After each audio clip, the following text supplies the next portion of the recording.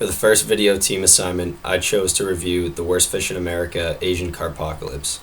This video covered the Asian carp, which is an invasive species in the Illinois River, and also a redneck fishing tournament that saw who could kill the most carp in that area.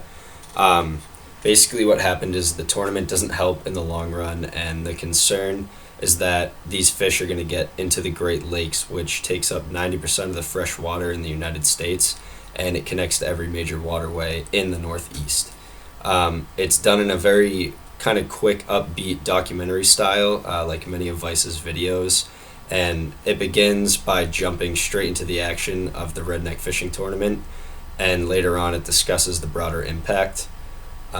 This type of storytelling, it's very effective for most stories. The way I think about it is it's like writing a good persuasive paper. You want to put your most stunning and interesting information right there for the reader first, so you can keep their interest and also keep them entertained. This is a good strategy to keep them engaged throughout the entire video. I found the best shots were right in the beginning of the video to about 2 minutes 16 seconds before the reporter goes into an individual shot.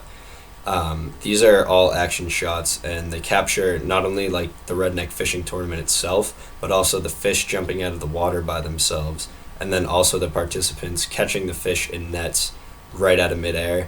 There's also a pretty funny shot at one point where a carp jumps out of the water and hits the reporter in the face, so that was nice. And lastly, the narration in the video is done really well. You see the reporter interacting with the subjects a lot, and you get to hear their personal stories, but you also hear his voice alone, and there are several points where he's on camera alone. I thought that this benefited the story because there were times where the reporter had to be serious about the environmental issues surrounding the invasive carp, but also he had to talk about potential solutions, and he was able to do that not only by himself, but he could talk to people with strong opinions who have been doing research and other things.